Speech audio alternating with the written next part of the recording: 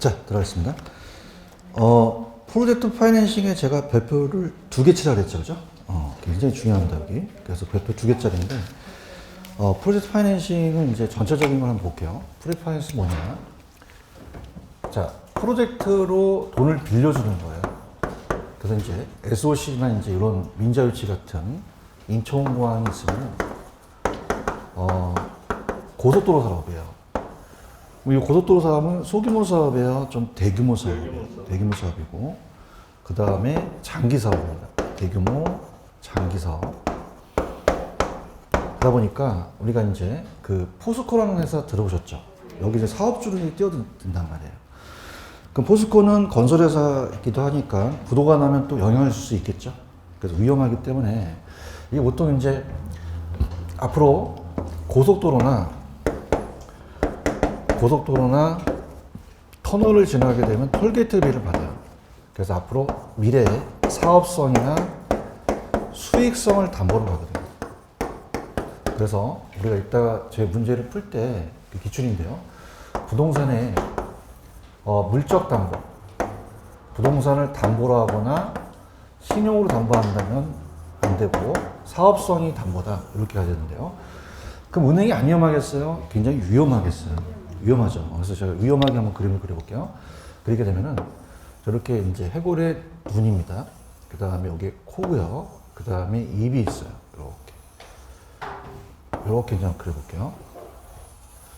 무섭게 생겼죠. 자, 그래서 기억해 주세요. 상처가 있습니다. 그죠?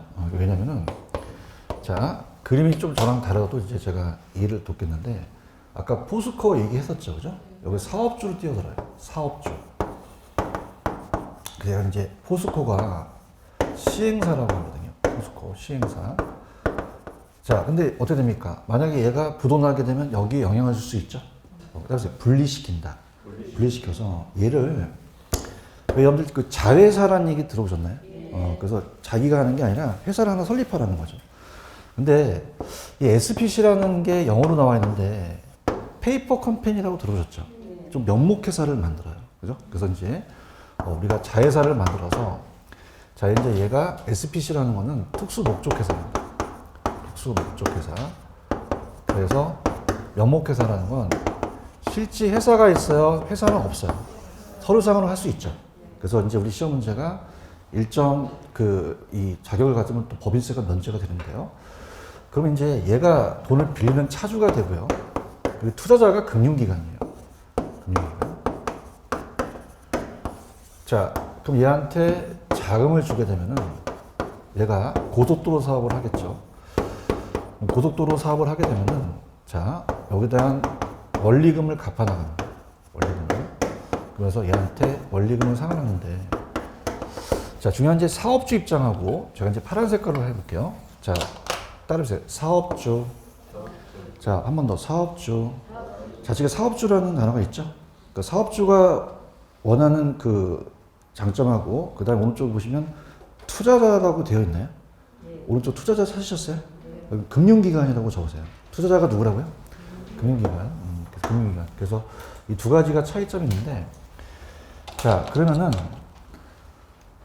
제가 아까 말씀드렸을 때, 부동산 물적 담보예요. 앞으로 그 장기에 대한 수익성이에요. 미래 수익성이죠. 그런가요? 그럼 저당권을 설정 안 했으니까 소구할 수가 없다. 소구가 뭐냐면 상한 청구할 수 있는 게 소구예요. 그럼 얘가 도산됐더라도 얘한테 상한 청구할 수 없는 게, 자, 따라해보세요. 비소구.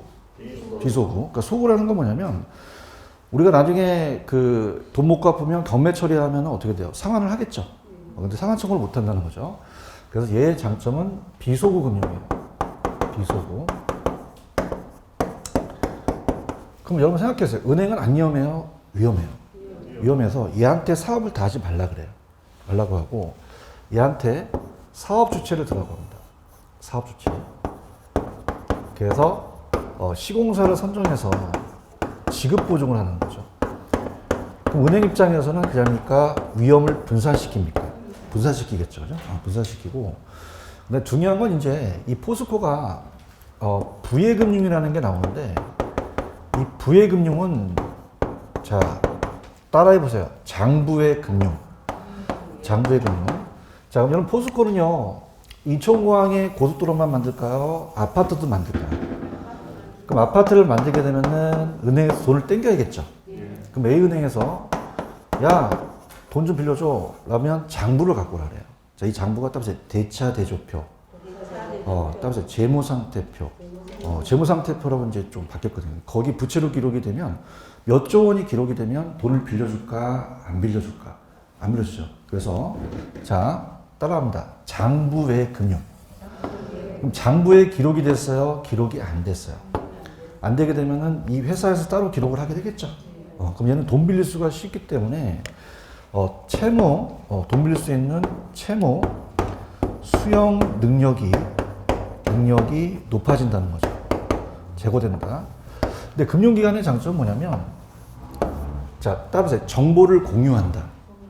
어때요? 사업성이기 때문에 정보를 같이 가져가야겠죠. 그래서 우리가 정보의 비대칭성에 대한 문제를 줄여서 정보를 가져간다. 자, 그럼 가볼게요. 자, 지금 그림이 보고 계십니까? 찾으셨습니까? 사업주가 포스코고 개발 사업이 고객 개발 아까 독립된 회사예요. 그럼 투자자가 아까 금융기관이라고 얘기했나요? 금융기관은 안 위험하겠어요? 위험하겠어요? 그 위험을 줄이기 위해서 보증보험에 가입하고 이해관계인이 많죠? 그 다음에 정보의 비대칭 문제 해결이라는 단어가 있나요? 그럼 정보가 비대칭되는 걸 해결한다는 것은, 자, 따라서 정보를 공유. 그럼 정보를 공유한다는 건 어떻게 돼요? 똑같이 대칭돼서 정보를 가져간다는 얘기죠. 비대칭성을 줄이고, 그 다음에 좌측에 보시면은 소규모예요? 얘는 대규모예요? 아까 위험을 분산시켰죠? 그 다음에 장부의 금융 효과라는 단어가 있나요? 이건 사업주 입장이에요. 누구 입장이다? 그럼 사업주는 돈을 빌리기가 쉽죠? 그럼 채무 수용 능력이 적어진다, 높아진다. 높아져서 재고된다는 얘기죠. 지금 보고 계시죠? 그래서 여기서 핵심 포인트는 이 프로젝트 파이낸싱도, 자, 따라해보세요. 공급자 금융.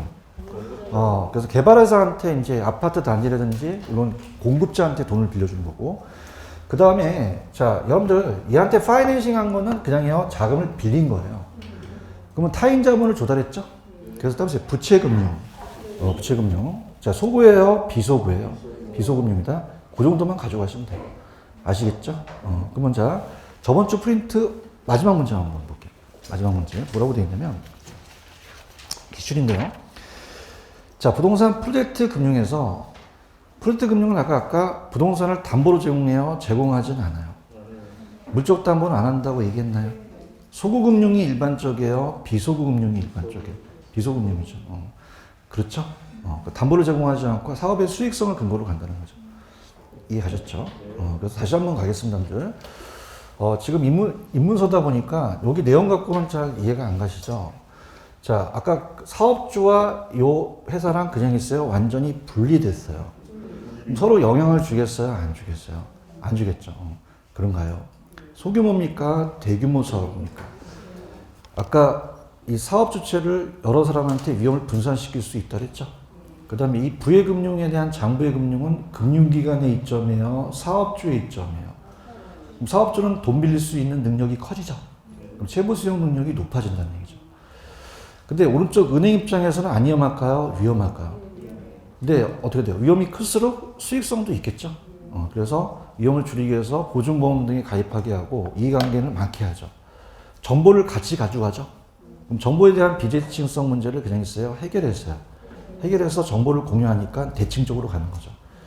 여기까지 가세요. 여기까지 가셔서 더 넓히려고 해도 책에 나와 있는 그 수준 여기까지니까 볼 거만 가지고요. 그 다음에 양가로 2번하고 양가로 3번 있나요? 찾으셨습니까? 그냥 아예 옆에 찍어드릴게요. 다시 지분금융. 찾으셨어? 그러니까 지분금융이라는 말 외에는 한 번도 출제하지 않았어요. 그죠? 지분은 남의 거예요. 지분은 내 거예요. 내 거여서 내가 주식을 발행하죠. 그래서 이 두 가지는 이게 무슨 금융이다? 지분금융, 부채금융이에요? 지분금융이에요? 요것만 가져가세요. 근데 설명을 할 겁니다. 근데 얘는 한 번도 출제가 안 됐기 때문에 우리가 지금까지는 이제 PF에 비해서는 우리가 난이도가 낮은 애예요. 그럼 설명을 한번 해볼게요. 들어갑니다. 자, 이 두 가지가 다 무슨 금융이라고요? 지분금융. 들어갈게요. 자, 지금 설명하는 게 다 지분금융입니다. 이렇게 보시고요. 우리가 이제 부동산 신디케이트라고 합니다.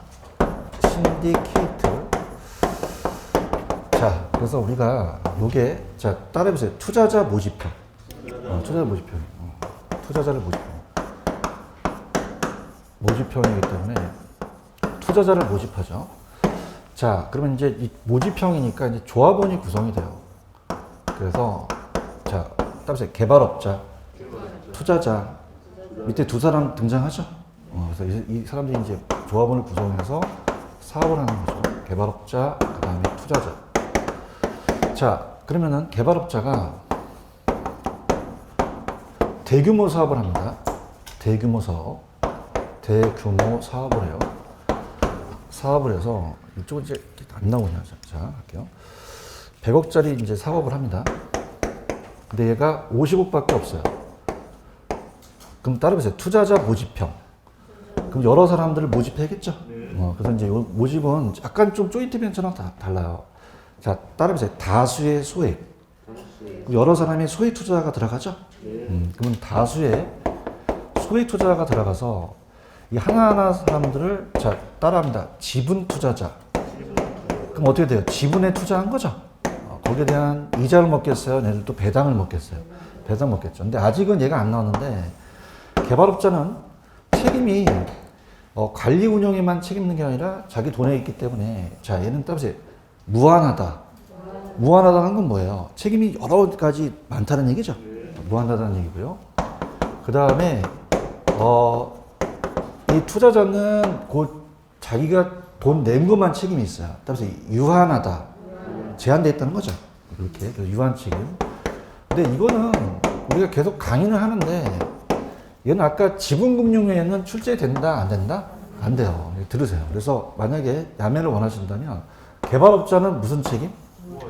투자자는요. 집에 가면 바뀌죠. 그래서 내가 너한테 편지를 쓴다. 따라서 to you. 개유라 그래요? to you라 그래요? to you라고 하죠. 지금 보고 계시죠? 그죠? 그런데 다시 해야겠지만, 요건 무슨 금융이라는 것만 뜬다. 지분금융. 보고 계시죠? 그죠? 갑니다. 자, 얘는 부채금융이다, 지분금융이다. 그것만 가죠, 그것만. 자, 지금 개발업자를 신디케이트라고 하는데, 제가 개유라 그랬어요, 투유라 그랬어요. 투자자는 유한, 개발업자는 무한이라고 얘기했죠. 그 다음에 다수의 소액 투자자고, 우리가 이제, 따라서 공모 방식, 공개 모집, 주식을 공개 모집할 수 있고, 개인으로 모집할 수도 있죠. 두 가지 방식이 있는데, 그냥 참고만 하세요. 그럼 오른쪽 조인트 벤처 있어요? 조인트 벤처도 부채금융이에요, 지분금융이에요. 그것만 가져와요. 근데 조인트 벤처는 약간 달라요. 자, 아까는, 자, 따라해보세요. 다수의 소액. one more time. 다수의 소액. 그럼 여러 사람의 소액 투자가 들어간 거죠? 근데 이건 소수의 고액입니다. 그러니까 소수의 고액이라는 것은, 자, 얘네들은 따라서 기간 투자자. 들어보셨죠? 기간 투자자는 그냥요, 규모가 커요. 그 큰 금액을 좀 갖고 오겠죠. 그래서 우리가 기간 투자하는데, 자, 요것도 제가 무슨 금융 외에는 시험에 안 나온다? 지분이죠. 자, 따라서 벤처. 벤처라는 얘기 들어보셨죠? 개발 사업에 같이 조인하자는 얘기예요. 그죠? 그래서 얘는 소규모, 대규모, 법인 간의 결합체고, 자, 얘는 다수였어요? 소수였어요? 소수의 고액이라고 말씀드렸죠? 기간 투자. 그렇게만 가져가세요. 그렇게만 가져가셔도 됩니다. 됐습니다. 그 다음에 넘겨볼게요. 자, 금융은 그렇게 하시면 돼요. 금융 하시고, 넘기시면은 부동산 이용 파트로 가는데, 부동산 이용은 시험 문제 출제가 낮습니다. 그래서 제가 여기는 이제 찍어 드리는데, 자, 펜 들어보세요. 자, 밑에 가시면 3번에, 자, 따라합니다. 직주 분리, 오른쪽 직주 접근, 찾으셨죠? 여기 별표 하나만 쳐놓으세요. 여기 이제 얘가 이제, 그러니까 지금 나와 있는 것들 중에서는 얘가 다 유력해요. 그러니까 지금 1, 2랑 5, 6번은 예전에 출제됐는데 지금 안 되기 때문에 그거 가지고 가시고, 밑에 7번에 가시면 도시스포리라는 게 있나? 요것도 별표 쳐보세요. 여기 난개발이라는 얘기 들어오셨나요? 여기 난개발이에요. 난개발이고, 그 다음에 다음 페이지에 제가 추천해 드리는 거는 10번에 가셔서, 10번에 가시면은 입지계수라는 단어가 있죠. 요거 별표 3개짜리입니다. 아, 중요합니다. 입지계수. 입지계수는 계산 문제가 나와요. 계산 문제가. 그래서 여기는 거의 뭐 잡으셔야 돼요. 그래서 무조건 중요합니다. 그래서 별표 몇 개짜리? 3개. 그래서 이제 계산이 안 나왔기 때문에 제가 해드리겠는데, 그렇게 해서 이제 저랑 따라오시면 돼요. 다른 건 안 하겠다는 게 아니라 중요도를 보고 다음 페이지 넘기셔서 다른 용어들은 이제 용어 정리만 가시면 돼요. 자, 그럼 페이지 112페이지 가시면 토지 이용인 상한선, 하한선이라는 단어가 있나요? 자, 우리가 집약도라는 걸 한번 배워볼게요. 토지 이용 집약도. 자, 이게 무슨 말이냐? 자, 우리가 자, 밑에는 단위 면적당 토지를 예고하고요. 노동과 자본의 투입량을 얘기해요. 땅은 많아요. 토지는 한정돼 있어요. 여기다가 노동과 자본을 투입하면 건물을 올리겠죠. 그래서 집약도가 높냐 낮냐에 따라서 다른데, 자, 이렇게 볼게요. 우리가 만약에 자, 도심하고 외곽이 있습니다. 그럼 도심하고 외곽이 있다면 자, 도심은 지가가 낮아요, 지가가 높아요? 외곽으로 갈수록 지가가 낮겠죠. 그럼 단위 면적당 토지가 같다면 안쪽은 땅값이 높으니까 건물을 저층화시켜야 돼요, 고층화시켜야 돼요. 그럼 노동과 자본을 투입 많이 하겠죠. 그래서 따라서 집약적 이용. 그러면 집약적인 토지 이용은 집약도를 높인다. 그럼 건물이 저층화 되겠어요, 고층화 되겠어요? 고층화 되겠죠. 요거 이해 가시겠습니까? 자, 외곽은 건물을 올려야 돼요, 외곽은 농사를 져요. 그럼 노동과 자본을 적게 할 수도 있죠. 그럼 이렇게 적게 하는 걸 따라서 조방적 토지 이용, 조방적 토지 이용이라고 해요. 그럼 외곽은 어떻게 됩니까? 집약도가 작겠죠? 이해 가셨습니까? 근데 여기서 이제 얘기하고 싶은 건 예전에 떴는데, 자, 여러분들 왜 손익분기점이라는 얘기 들어보셨나요? 손익분기점은 똔똔이에요. 그러니까 손익분기점은 딱 그것만 총수익에서 총비용을 빼게 되면은 순수익이 제로라는 거죠. 그러니까 총수익과 총비용이 같은 곳이에요. 자, 그럼 딱 5층 짓는 게 손익분기점이다. 자, 이런 거예요. 여러분이 뷔페 가시게 되면요, 기본적으로 3만 원을 냈다. 그죠? 그러면 내가 손익분기점을 맞춰야 된다. 한 3접시 먹은 게 딱 손익분기점이 맞대요. 그죠? 그럼 한 접시 먹으면 그냥입니까? 나한테 손해가 옵니까? 손해가 오죠. 얘기 좀 해보세요. 맞나요? 근데 한 10그릇 처먹었어. 그냥 쓰러진다는 거죠. 따라서 한계가 있다. 손익분기점이라는 게 있고 집약한계라는 게 있다는 얘기예요. 그럼 여기는 손익분기점은 어떻게 돼요? 순수익이 제로기 때문에 들어보시면은요, 아까 3그릇에서 1그릇 먹으면 손실이 올 수 있죠. 그럼 만약에 2층을 졌어요. 그냥입니까? 손실이 옵니까? 손실이 오죠. 손익분기점 몇 회니까. 대답 좀 해주세요. 그래서 요거를, 자, 따라서 조방한계, 조방한계점. 그래서 요거를 이제 밑으로 가게 되면 바로 손실이 옵니다. 그러면 손익분기점은 안 넘어야 돼요? 넘어야 돼요. 넘어야지만 내가 수익이 생기는 거죠. 근데 아까 10그릇 처먹으니까 그냥 쓰러져. 그러면 10층까지만 딱 가자는 거죠. 자, 이걸 따라해보세요. 집약한계. 자, 그래서 새로운 단어가 나오는데, 추가적으로 한 층 한 층 올릴 때가 이제 따라서 한계라는 얘기는 한계가 아니라, 자, 따라서 추가적. 그럼 내가 한 층을 더 올릴 수도 있죠. 그럼 6층을 올릴 때 한계 수입이 들어가고 한계 비용이 들어간다면 이거예요. 자, 우리가 따라서 증축을 해서 이걸 분양할 수도 있는 거잖아요. 그럼 비용이 안 나가요? 나가요. 그럼 수입이 또 있겠죠? 그 비용이 커야 돼요? 수입이 커야 돼요? 수입이 커야 되죠. 근데 이제 만약에 이게 같아진다면 이걸 따로 집약한계. 근데 이걸 넘게 되면은 비용이 더 커지거든요. 그래서 우리가 넘으면 이익은 감소를 하는데 손실은 안 오는데, 여기까지가 집약한계라는 거죠. 자, 이건 한계 수입하고 한계 비용이 같습니다. 이건 한계 수입하고 한계 비용이 같다. 그래서 그럼 어떻게 돼요? 10층까지만 짓고 딱 여기서 멈춰야겠죠? 그래서 여기를 상한선, 이 하한선에서 채용하겠다는 거죠. 들어본다. 자, 지금 집약도라는 거 보고 계십니까? 토지에 대한 자본과 노동의 투입이고, 집약 한계점은 뭐하고 뭐가 같아요? 그러니까 처음이니까 그냥 읽어주세요. 뭐하고 뭐가 같다? 한계 수익과 한계 비용. 이윤극대화점이어서 가장 집약도가 상한선이고, 조방한계는 총수익과 총비용이 같고 손익분기점이라 그랬죠? 토지용이 하한선이라는 거죠. 이해하셨나? 그래서 이 저자문의 또 야매를 또 존중해야 되니까, 자, 따라서 조총은 손에 들고 있다. 자, 어떻습니까? 그러면 조하고 총이 똑같은 얘기죠? 조총은 이제 손익분기점이 나와야 되고, 토지이용은 하한선, 상한선 사이에 채이용이라는 단어가 있죠? 이해 가셨습니까? 이렇게 가져가시고, 그 다음에 입증이어도 요즘은 잘 안 나오는 파트예요. 그래서 이제 들어보십시오. 용어 정리니까. 일단 다 해드릴게요. 자, 입증이라는 건 뭐냐면, 입증이요. 자, 여자 고등학교가 있어요, 여고 앞에. 그럼 여고 앞에는 분시점이 있겠죠. 그러면은요, 자, 규모와 맛이 다 똑같다면은, 정문 앞에 바로 있는 분시점하고 좀 떨어져 있는 분시점 중에서는 100m, 여기가 더 매출액이 더 많이 올리겠죠. 그런가요? 그래서 얘가 월 500만 원 벌고 얘가 400만 원 벌면은, 자, 어떻습니까? 자체적으로 얘가 100만 원을 더 벌죠.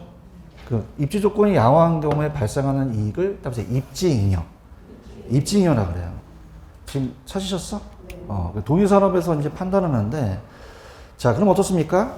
명동은 땅값이 높기 때문에 장사가 안 돼요, 잘 돼요. 노름자리에서, 자, 따라서 입지잉여가 100% 찾았죠? 그래서 입지잉여가 아주 좋다는 얘기예요.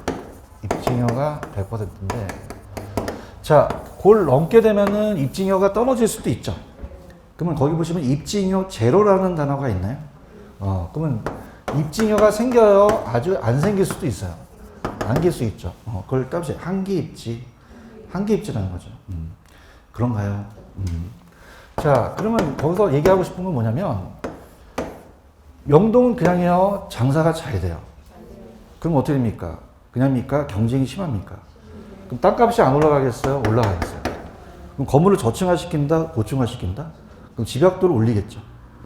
이거 이해하시겠습니까? 근데 제가 강력하게 주장하는데, 직주 분리와 직주 조건에 100% 치셨죠? 치셨나요? 요게 좀 나올 가능성이 높아요. 최근 경향은. 그래서 얘네들은 끊긴 지 한 20년 됐어요. 잘 안 나오는 애들이에요. 근데 직주 분리와 조건은 됩니다. 자, 그래서 이해를 하셔야 되는데, 여기 용어가 이제 직주 분리라는 건 뭐냐면, 자, 따라해보세요. 직장과 주거지. 분리된다. 분리된다는 거죠. 지금 이제 요게 이제 직주분리 현상이 자꾸 이제 수도권에서 나타나는데, 여러분들 보세요. 강남의 도심은 그냥입니까? 땅값이 높습니까? 높죠. 그럼 도심에 거의 직장이 있죠. 얘기해봐요. 직장. 그럼 어떻게 돼요? 지금 수도권을 본다면 강남에는 뭐 월세가 엄청나게 비싸요. 그럼 주거지를 그냥 해야 돼요? 외곽으로 나가야 돼요? 그럼 직장과 주거지가 분리된다는 거죠. 그런가요? 그러면 직주분리라는 거는 누가 분리된다는 거예요. 직장과 주거지. 그런가요? 그럼 그 원인이 있고 결과가 있겠죠? 되게 쉬워요. 천천히 해볼게요. 도심에 직장을 두고 외곽에 주거지를 두는 건 이해 가시겠습니까? 그 원인은 왜 그럴까요? 도심이 그냥입니까? 땅값이 높아서 그렇습니까? 이 집가고라는 단어가 있죠? 토지 가격이 합리적 수준을 넘는다는 얘기예요. 그럼 환경이 그냥 있어요? 좀 악화됐어요. 교통이 발달하면 나갈 수도 있는 거죠. 그러면 이제 들어오게 되면은 이제 결과는 어떻게 되냐면, 도심 공동화 현상이라는 단어가 있나요? 자, 이게 뭐냐면, 자, 이렇게 뻥 뚫려서, 자, 여기는 사람들이 낮에는 바글바글 하는데 밤만 되면 뻥 뚫려요. 이걸 따라서 공동화, 도넛 현상. 사셨죠, 그죠? 그래서 나중에 이제 주야 간의 차이가 심해서 뻥 뚫리는 걸 공동화 현상이라고 해요. 자, 그러면 여기 나가는 거는 그냥입니까? 잠만 자러 갑니까? 베드타운이라는 얘기 들어오셨죠? 그런데 이제 한계지는 이제 택지의 끝토지거든요. 이게 또 연장될 수도 있죠. 다 나가니까. 이렇게 보시면 되고. 자, 그 다음에 접근은 회귀현상이라는 단어가 있나요? 그럼 다시 그냥입니까? 회귀를 합니까? 다시 들어와요. 그러니까 직장과 주거지를 가깝게 두는 거죠. 찾았습니까? 그러니까 회귀라는 거는 나갔던 연어가 들어오잖아요. 집 나간 며느리도 가을만 되면 들어오나요? 전화 때문에? 그건 안 나오고. 그러니까 나 같은 애들이 다 들어올 수밖에 없죠. 그러면 얘기해 보세요. 원인은 그냥입니까? 외곽의 집가가 상승합니까? 왜? 지네들이 나갔으니까 그 집가 올려놓은 거죠. 그런가요? 그 다음에 도심이 그냥 있어요. 환경이 좀 개선됐어요. 개선되고 교통이 체증되니까 어떻게 됩니까? 나가면 교통비가 너무 많이 들어가죠. 그래서 체증되니까 아씨 그냥 들어오자. 들어온 거예요. 결과는요. 그럼 도심의 주택이 건물이 저층화돼요? 고층화돼요? 고층화되죠. 맞습니까? 도시 하춘화야? 회춘화야? 회춘화는 뭐냐면 다시 회자에다가 젊은 춘자예요. 자, 도심이 그냥이야? 재개발돼. 그건 새 건물로 바뀌지? 그거예요. 그래서 결과가 된다는 거죠. 아시겠습니까? 이렇게 꼭 체크하세요. 자, 그 다음에 채용이라는 단어가 있나요? 자, 이건 이제 감정평가에 대한 용어인데 들어보세요. 여러분들 우리 연산역 근처는 보통 상업용지죠. 그러면 공장 져야 돼요? 상가 져야 돼요? 이게 채용이에요. 꼭 전문가다, 전문가의 생각은 아니다. 그냥 보통 사람에 대한 이용이라는 거죠. 보고 있죠? 그래서 항상 법률, 경제, 기술 따지고 객관적 증거가 뒷받침되는 게 아니라 최고는 아니다. 한계지라는 단어가 있나요? 한계지는 택지용의 끝토지예요. 들어보세요. 자, 그래서 이제 얘가 예전에 한계지의 집가법칙이라고 나오고 얘도 끊긴 건데 요즘은 들어보시면은 한계지는 택지용의 끝토지를 얘기합니다. 택지용의 최원망권인데 자, 들어보시면요. 한계지의 집가법칙을 제가 설명하고 갈게요. 한계지의 집가법칙은 자, 도심이 있습니다. 도심은 그냥요 땅값이 높아요. 높죠. 그럼 이제 얘가 갑돌이가 서울의 중심 용산 전자대리점에서 대리점을 해요. 그러면 내년에 이제 굉장히 덥다는 소문 듣고 에어컨을 한 100대를 사놓습니다. 배도 굉장히 많이 나와서 이렇게. 자, 그러면요 그냥요 안쪽은 집가가 높아요. 그럼 창고를 안쪽에다 넣을 수가 있을까 없을까? 없어야죠. 그럼 그냥인데 외곽으로 좀 나가야 돼. 나가야 되죠. 그런가요? 근데 끝없이 가요. 한계가 있어요. 너무 끝없이 가면 안 되죠. 그죠? 너무 끝없이 가갖고 저기 산골로 가갖고 그냥 공짜로 창고에 있는데 물난리 나갖고 돼지랑 같이 또 에어컨이 떨어져 갈 수 있죠. 그럼 그냥 있다. 한계가 있다. 한계가 있어요. 왜 그러냐면은 여러분 생각해 보세요. 나갈수록 그냥입니까? 집가는 낮습니까? 근데 교통비가 많이 들어가잖아요. 그런가요? 근데 이제 어떻습니까? 안쪽은 교통비가 좀 절약되죠? 근데 집가가 많이 나가야 된다는 거죠. 교통비 절약된다. 자, 이건 따보세요. 택지의 끝토지. 그럼 택지의 끝토지에 대한 최원방권이 따보세요. 한계지라고 하거든요. 그런가요? 그럼 우리가 여기 교통이 발달하잖아요. 그럼 요게 이제 택지고요. 요게 택지와 농지의 경계선을 한계지라고 하거든요. 그죠? 그러면 자, 교통이 발달하면 그냥입니까? 이 한계지가 좀 넓어질 수도 있습니까? 그럼 농지가 택지로 바뀔 수 있죠? 바뀌게 되면은 교통의 발달로 한계지는 그냥이다. 더 외곽으로 나간다. 나갈 수 있다는 거죠. 이해 가셨습니까? 그 다음에 택지와 농지는 땅값이 똑같아요. 땅값이 달라요.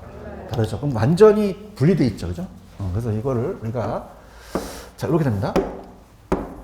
집가가 있다. 그럼 택지에서 농지로 떨어지게 되면은 가격이 이렇게 떨어져요. 급속도로. 자, 그래서 자, 따라해보세요. 단절 집가. 집가가 어떻게 돼요? 확 떨어지죠? 그래서 단절 집가라고 하고요. 그 다음에 이것도 한 20년 전에 나왔는데 이제 끊겼는데 안쪽은 그냥요. 땅값이 비싸요. 그러면 직접 사는 게 좋아요? 임대하는 게 좋아요? 차가 하는 게 좋죠. 맞습니까? 근데 바깥으로 나갈수록 어떻게 돼요? 직접 소유하는 게 유리하겠죠. 그럼 차가보다는 자가에 대한 한계지가 더 넓다는 거죠. 그럼 자가용을 타면 조금 나가요? 더 멀리 나갈 수 있어요. 멀리 나가죠. 이건 별표 안 쳤죠, 그죠? 자, 그래서 택지용의 최원망권으로서 택지임으로 택지 가격을 참고하고 교통이 발달하면 그냥입니까? 얘가 더 넓어집니까? 그럼 가변 쪽으로 바뀌는 거 이해 가시겠습니까? 자, 인근 농지 가격과 격차가 심하다 그랬죠. 자, 따라서 집가 단절. 자, 일로 와보세요. 집가가 그냥요 확 떨어지죠. 그럼 요거 집가가 단절됐다는 얘기죠. 이해 가셨습니까? 그 다음에 한계지 연장 시 택지 후보지 가능성을 검토한다라고 돼 있나? 자, 봐봐. 자, 따라서 택지 후보지. 자, 후보지는 아직 됐어요. 아직 가정 중의 토지예요. 그럼 요거를 이제 연장될 수 있으니까 택지 후보지로 봐야 된다는 거죠. 아시겠죠? 그죠? 여기까지. 그 다음에 아까 제가 자가가 차가보다 더 외곽에 있다 그랬나? 자가용을 타면 더 멀리 가지? 그래야 돼요. 주거용 한계지가 상호음용보다 더 외곽에 있는데 그건 시간이 안 나옵니다. 그냥 6번까지만 가세요. 6번까지만 우리가 나왔던 거고. 자, 이 도시 스프로레는 자, 따라서 난개발. 한 번 더, 난개발. 들어보셨어요? 이게 도시 스프로레라는 거는 난개발을 얘기를 해요. 그러니까 도시에서 외곽으로 나가면서 우리가 이제 지멋대로 움직이는 난개발입니다. 자, 그러면은 이게 어떤 거냐 들어보십시오. 자, 도시 스프로는 출제 가능성이 높아요. 학자들이 도시 스프로에 대해서 많이 이제 물어보거든요. 도시 스프로는 난개발을 얘기합니다. 난개발. 자, 도심에서 외곽으로 개발되려면 무계획적으로 개발돼야 돼요? 계획적으로 개발돼야 돼요? 근데 어떻게 띄엄띄엄 개발할 수 있죠? 그러니까 무슨 말이냐 보세요. 여러분들이 모델하우스 같은 데 한번 가보세요. 그죠? 모델하우스 같은 데 가시면 보통 그냥요 전철역 근처에 있어요. 근처에 있죠. 그런가요? 그래서 꼭 우리 집 같이 딱 해놓는 거예요. 그 전철역 근처. 전철역 있고 어떻습니까? 여기 막 내가 여기 사는 것 같은 생각이 드는 거죠. 그죠? 그래서 도장을 딱 찍고 현장이 어디야? 그냥이야 봉고차 대절돼 있어. 대절돼 있죠. 그럼 그냥입니까? 외곽으로 갑니까? 그럼 그냥이야 산만 있어. 아무것도 없다는 거죠. 따라서 난개발. 난개발이 보였을까? 어떤 계획 없이 뻗어나가는 거예요. 아시겠습니까? 그래서 계획적이다, 좀 무계획적이다. 불규칙, 무질서로 뻗어나가는 거죠. 그래서 외곽으로 이렇게 뻗어나가는 게 따라서 난개발. 그러면 여러분들 왜 그린벨트라는 얘기 들어보셨나?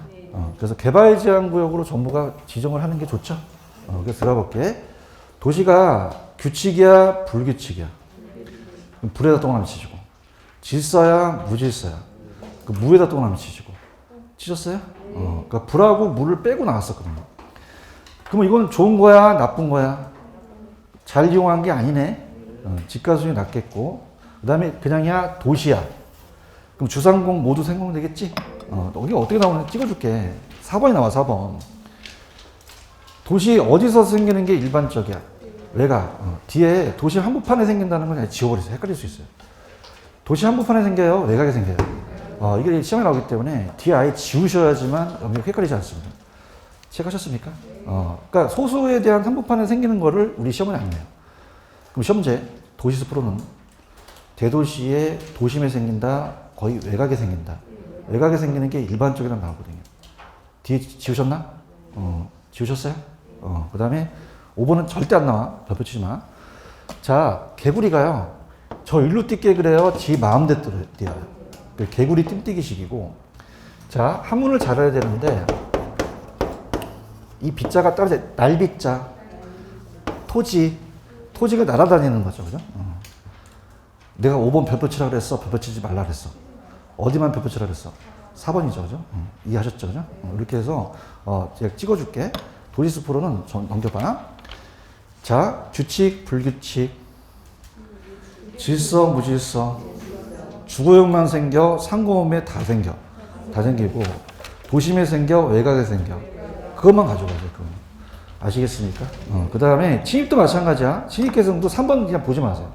나중에 제가 기본서에 나오면 해드리는데 3번은 해봤자 우리가 힘 빠지고 1번, 2번 있어요? 요거 이제 얘기하는데 저번 시간에 여러분들 왜 상향여가, 하향여가 기억하세요? 기억이 나야 될 텐데. 상향여가, 하향여가. 그런 게 있어. 자, 할게. 자, 그러면요, 보세요. 만약에 고소득층이 있는데 저소득층이 들어갈 수 있죠. 그죠? 그럼 저소득층이 들어가서 저소득층을 받게 것은 하향여가. 그러면 침입이라는 것은요, 동일 계층이에요? 다른 계층이에요? 다른 계층이 침입하는 거죠. 대답해 봐요. 여러분들, 아군의 침입이라 그래요? 적군의 침입이라 그래요? 그럼 침입이라는 거는 동질적이다, 좀 이질적이다? 그러니까 침입이란 이질적인, 토지 용리의 이질적인 수준이 개입됐다고 돼 있어요? 들어가는 게 침입이고, 요 바뀌는 게 따라서 계승. 계승을 보고 있나요? 계승이나 침입 결과 새로운 차원의 인구 집단 토지 용으로 종래가 교체되는 거죠. 아시겠죠? 다시 할게요. 들어가는 걸 뭐라고 하고요? 얘가 얘의 계층을 아예 바뀌어버리는 것은 계승이라고 하죠. 그렇죠? 다시 할게. 들어가는 건 뭐라고 하고? 바뀌어가는 건 계승이라는 거죠. 그럼 한 번 침입해 계속해. 그다음에 계승. 이렇게 해서 바뀐다는 거죠. 이렇게 해서 보시면 하고요. 한 10년 전에 야매인데 안 먹히네. 아이씨. 3번을 보지 마세요. 1, 2번만 나온다면은 1, 2번에 대한 것도 그냥 기본 정보만 나오지 잘 안 나와요. 그 다음 내가 9번하고 10번하고 어디를 몇 번 치라 그랬지? 10번이지. 맞아요? 그러면 우리가 9번의 경제기반 분석에 3, 4번은 아직 보지 마세요. 자, 이게 시험 문제가 예전에 15일 때 나오고 한 번도 안 나왔기 때문에 지금 이거 잡아봤자 어려워요. 그냥 거기 1번, 2번 있나? 그것만 갈게요. 자, 기반 산업은 뭐냐면, 기반 활동은 뭐냐면, 여러분들, 거제도는 조선소가 유명하죠? 울산은 뭐가 유명합니까? 자동차. 그죠? 그죠? 그래서, 다음에 수출 기반 산업. 그러니까 여기에 있는 우리 내수시장에서 팔아서 나중에 다른 데 파는 게 수출 기반이라는 거죠. 그런가요? 그러면 그 지역의 기반 활동이 안 돼야 돼요? 잘 돼야 돼요. 잘 돼야지만은 거기에 이제 아파트가 몰리고 돈이 들어가는 거죠. 그렇죠? 그래서 여러분들이 특정 지역을 얘기한다는 건 그런데 하이닉스 반도체라고 얘기 들어보셨나요? 이게 원래 이천에 있는데 용인에 옮겨서 규모가 큰 게 들어갑니다. 용인에. 내가 이제 무슨 뭐 여러분한테 아파트 팔려고 그러는 게 아니라 그럼 하이닉스가 용인시에 들어가게 되면요. 그냥입니까? 하이닉스는 반도체입니까? 수출 산업이죠. 대답해보세요. 자, 그러면 이 하이닉스의 반도체 산업이 수출 산업이라면, 자, 따라서 기반 산업. 기반 산업이에요. 그런가요? 그러면 여기에 고용 인구가 안 늘어나겠어요? 늘어나겠어요? 그렇죠. 그럼 고용 인구만 옵니까? 부양가족 수도 옵니까? 그럼 부동산 수요가 늘어나겠죠. 그럼 땅값이 어떻게 돼? 올라가죠. 여기 땅을 샀어야 되는데. 너무 시간 많이 지났어. 이해하셨습니까? 무슨 얘기인지 아시겠어요? 그게 기반 활동이에요. 도시 성장을 주도하고 기반 활동이 비기반을 먹여 살린다는 단어가 있나? 찾았어? 이게 뭐냐면 기반은 이 수출을 하는 것이고 비기반이라는 건 그 안에 있는 내수 시장을 얘기해요. 그죠? 그럼 얘가 잘 되면 그냥이야 식당도 잘 돼. 노래방도 잘 되지? 요런 게 비기반이라는 거거든요. 아시겠습니까? 그럼 우리가 요런 비기반 산업이라면 얘기해보세요. 비기반이 잘 돼야 돼요? 기반이 잘 돼야 돼요? 그래야지만 비기반을 먹어 살려야 된다는 거죠. 이해 가야 되는데. 이해 갔어요? 근데 제가 분명히 3, 4번은 잡지 말라 그랬죠? 입지계수 잡으라고 했나요? 별표 몇 개? 무조건 뜹니다. 입지계수가. 그래서 지금은 이제 여러분들이 그냥 맛독인데 입지계수가 나올 가능성 우리가 계산 문제에서 99%예요. 그러니까 입지계수는 AQ라는 게 뭐냐면 들어보세요. 자, 그러면 용인시는 하이닉스 반도체가 들어갔다. 그럼 대구는 섬유산업으로 특화되어 있죠. 그럼 대구가 섬유산업으로 특화되어 있는지를 한번 보는 거죠. 자, 그래서 자, 따라서 알고 싶은 게 올라간다. 자, 따라서 지역이 올라간다. 전국이 내려간다. 그럼 내가 알고 싶은 거는 전국을 알고 싶어요? 그 지역을 알고 싶어요? 지역을 알고 싶다는 거죠. 그런가요? 그럼 우리가 대구에 섬유가 차지하는 섬유 구성비를 보고 그 다음에 전국의 섬유 구성비를 봐요. 그럼 어떻게 됩니까? 대구가 더 특화되어 있죠. 그러면 제가 할게요. 그러면은 우리가 만약에 얘가 20%고 얘가 10%면 2가 되는 거죠. 따라서 1보다 크다. 그럼 따라서 기반 산업이죠. 기반 산업이 되고 만약에 1보다 작으면 기반이에요. 이건 기반이 아니에요. 아니죠. 그래서 따라서 수입형이라는 단어가 있나요? 비기반. 그래서 이거는 기반은 수출이고 비기반은 수입해야 되고 LQ가 1과 같다면 자 따라해보세요. 자급자족. 자급자족이라는 단어가 있나요? 그럼 지네도 이제 알아서 오는 거죠. 여기까지 이해 가셨어요? 그럼 다시 할게. 자 따라해보세요. 지역이 올라간다. 전국이 내려간다. 그러면 지역이 더 크면 일보다 큰 거죠. 그러면 수입해야 돼요? 수출을 해야 돼요? 수출형이 되겠죠. 그런가요? 수출형이 되겠고. 그래서 기반은 수출형입니다. 수출형이고. 근데 어떻습니까? 만약에 1보다 작다라는 건 어떻게 돼요? 그 지역이 비기반이라는 자체는 어떻게 됩니까? 기반이 아니라는 얘기죠. 그럼 수출해야 돼요? 수입해야 돼요? 부족하잖아요. 전국보다. 그렇죠? 그 다음에 같다는 거는 지네들이 다 그걸 만들어서 자기네들이 다 사용하는 거죠. 그래서 자급자족. 분수. 얼마가 기준입니까? 아까? 1. 그렇죠? 알고 싶은 게 올라가죠? 전국이 알고 싶어요? 그 지역이 알고 싶어요? 그럼 특정 산업의 지역 내 입지으로 지역 고용률이 올라간다는 거죠. 아시겠죠? 그래서 이건 아우트라인만 잡으세요. 잡으시고. 그 다음에 이제 오른쪽에 가시면은, 오른쪽에 가볼게요. 자, 가시게 되면은 부동산 개발이라는 파트가 있죠? 별표를 3개 쳐놓으시기 바랍니다. 부동산 개발이 가장 유력해요. 이용 파트는 거의 안 나오고, 개발에서 거의 시험에 나옵니다. 자, 그러면 첫 스타트. 여러분 생각해 보세요. 부동산 개발도 안 위험해요? 위험해요. 위험하는데, 제가 분명히 하는데, 카드만은 안 나와. 카드만은 나온다, 안 나온다? 그냥 X 쳐. 자, 밑에 보시면 워퍼드라는 학자 있죠? 찾았어? 얘만 나와요, 워퍼드. 그러면 이제 카드만이 좀 삐지니까 들어가 볼게요. 거기 야매로 간다. 카드 아시죠? 카드. 그럼 도박하면 그냥이야 하우스에서 해. 그럼 거기서 막 어떻게 된다? 별로 안 좋아지지? 싸우니까 인간관계가 그냥이야 악화돼. 자금 부족이 항상 나타나고 막 물가가 거기 안에서 상승할 수 있죠? 하는데 내가 별표 치라 그랬어. 치지 말라 그랬어. 워퍼드에서 나와요. 아시겠습니까? 그러니까 쓸데없는 가지고 가는 거죠. 이해하셨죠? 그래서 카드만은 아예 요새 기본세에 넣지도 않아요. 그죠? 워퍼드 있어요, 워퍼드? 찾았나? 그래서 워퍼드는 법률적 시장 비용이라는 단어가 있죠? 강력하게 좋아. 여기서 나옵니다. 별표 3개. 자, 투자 개발을 하게 되면 안 위험해요? 위험할 수도 있어요. 3가지 위험이라는 거죠. 그래서 이제 우리가 입문 과정이다 보니까 3가지 위험이 있어요. 그래서 이따 제 문제를 풀 텐데, 들어갑니다. 부동산 개발 파트가 더 잘 나와요. 그러니까 이용 파트는 잘 안 나오기 때문에 부동산 개발론이 나온다면은 한 4문제 정도가 출제가 됩니다. 3문제에서. 자, 그러면은 첫 스타트가 부동산 개발도 안 위험하다, 위험하다. 그럼 그걸 몰라야 돼요? 우리가 알아야 돼요. 그럼 3가지 위험이라는 단어가 있나요? 부동산 개발의 위험. 자, 그래서 3가지를 어떻게 암기하시냐면, 들어보십시오. 자, 우리가 법 12로 암기하시는데요. 법 12. 내가 옆에 있는 개발업자하고 법에 12가 붙었어요. 그럼 따보세요. 법에 12가 붙었다. 그러면 싸우겠죠. 그래서 따보세요. 법 12. 법 12라는 거죠. 찾았습니까? 그럼 그냥이야 전쟁이 나. 전쟁이 워죠.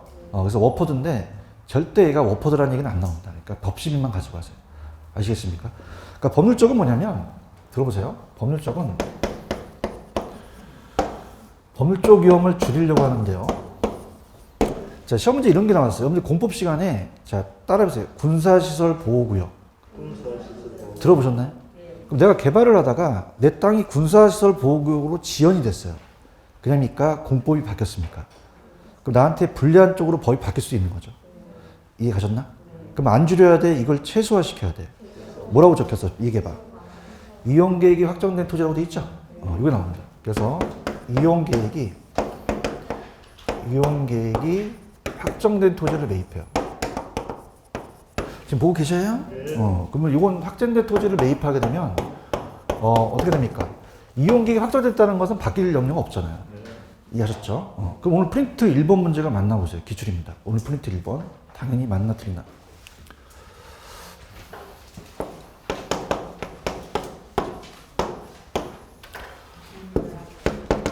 맞나요?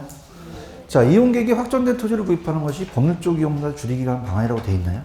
맞습니다. 그 다음에 시장 위험이라는 것은 시장은 안 변해요. 계속 변해요. 그럼 그 위험을 줄이기 위해서는 분석을 해야겠죠. 자, 거기 보시면 흡수율 분석이라는 게 있나요? 그래서 분양률이라고 한번 적어보세요. 분양률. 깊게는 안 들어가고 흡수율 분석이 분양률이에요.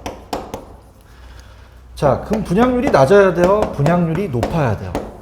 높아야지만 우리가 어떻게 됩니까? 잘 팔리는 거죠? 그래서 그 흡수율을 이제 봅니다. 들어보시면 이 흡수율이라는 건 일정 기간 동안에 얼마만큼 그 공급된 부동산이 이 수요로서 흡수돼서 많이 팔리는가에 대한 비율이에요. 이해하셨죠? 그래서 그렇게 된다. 그래서 세부적은 있지만 그냥 흡수율 분석 같은 걸 한다. 그렇게 보시면 됩니다. 흡수율이 낮아야 돼요? 흡수율이 높아야 돼요? 높다는 거는 분양이 잘 된다는 얘기죠. 그래서 시장 이용을 줄일 수 있고요. 비용 이용은 아직까지 우리가 시험에 안 나왔습니다. 그래서 감정평가 시험에 나왔는데, 자, 요거는 따라해보세요. 추가적인 비용. 저거 어때요? 추가적인 비용. 자, 그래서 우리 감정평가 시험 문제는 뭐가 나왔냐면, 자, 여러분들 보세요. 내가 직접 건설합니까? 외주를 줄 수 있습니까? 도급을 줘서 이 건설회사한테 할 수 있죠. 그런가요? 근데 저도 이제 이 건설회사 자재가에 됐었는데, 우리나라 자재값이 떨어져야 계속 올라가요. 그래서 얘네들이 추가적으로 더 달라고 할 수 있어요. 자, 따라서 추가적으로 더 달라고 한다. 그럼 어떻게 됩니까? 계약을 해야 된다는 거잖아요. 맞습니까? 그럼 자, 이게 감정평가 나오는데 들어보세요. 그러면 개발 기간이 짧을수록 더 나갈까요? 길수록 더 나갈까요? 개발 기간이 길수록 더 나가겠죠. 대답 좀 해보세요. 아까 인플레를 얘기했었죠. 그럼 물가 상승이 인플레가 약할수록 더 갈까요? 심할수록 더 갈까요? 심할수록 추가적인 비용을 더 내라고 하죠. 맞나요? 그러면 그냥 해야 돼요? 이걸 줄여야 돼요. 최대 가격 보증 계약이라는 단어가 있나요? 그래서 최대 가격 보증 계약을 맺는다는 것은 최대 가격 보증 계약은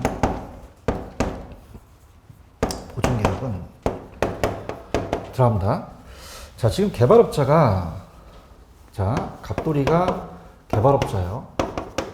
개발업자가 이 시공사한테 계약을 했죠. 자, 따라서 추가적인 비용. 그러면 얘가 언제든지 더 달라고 할 수 있잖아요. 맞나요? 개발 기간이 짧을수록 길수록. 개발 기간 어떻게? 길수록. 추가적이니까.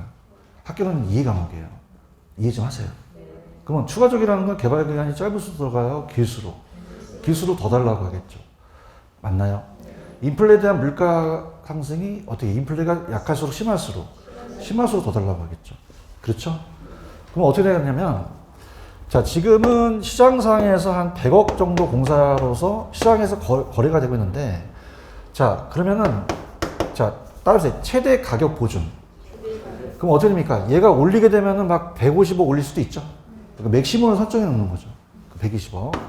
그래서, 그럼 120억으로 설정하게 되면 추가적으로 더 받아요? 안 받아요? 안 받죠. 그래서 보증 계약인데, 그건 참고적으로 보시기 바랍니다. 아시겠죠? 여기까지. 여기까지 하고 좀 쉬었다 갈게요.